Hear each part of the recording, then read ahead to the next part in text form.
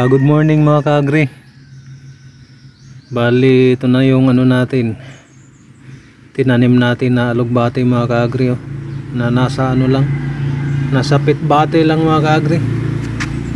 Ano na ngayon, pang 6 na araw na ngayon mga kaagri, oh. Yan, oh. Pwede na nating magulay mga kaagri, oh. Nasa ano lang, pitbate lang mga kaagri. Oh. Hirap nga lang ng tubig dito sa amin kasi natutuyo na yung mga ano namin dito, yung tinatawag na bomba ba, tubig poso. Yan mga kaagri. Yan, malapit ng 1 linggo mga kaagri, pwede na nating pagkuhanan ng ano to mga kaagri. Pwede na tayo magulay nito. Yan mga kaagri, oh. Hindi kasi ano tong ano na to, alugbate na to mga kaagri, yung hindi siya kakatay ba. Yan, kaiba tong ano na to. Yan mga kaagri.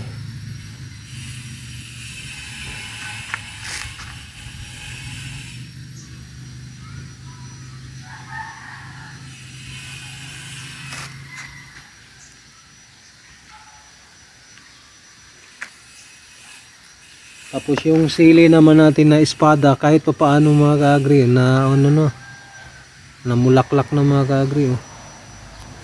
Yung sili na espada, oh. Yan, oh.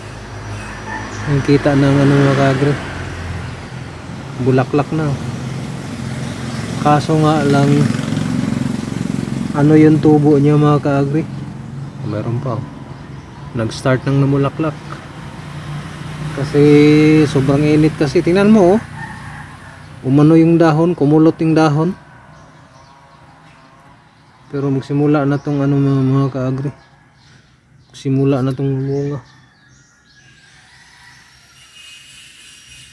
Yan, sobrang init kasi. Meron pang ano ng sili natin, oh.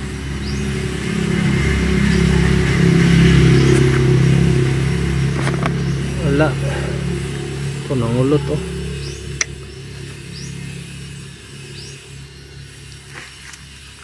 Ano naman, magandang pagkaano to. Magsimula na rin ano to mga kaagri, sili na to, eh. Sili na espada. Wala, oh. Walang ano yung gripo namin. Walang tubod. Natuyuan na talaga mga kaagri sa sobrang init ng panahon.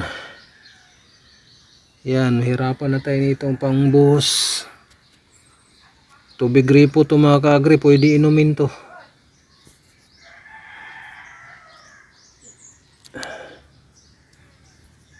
Wala nang tubig.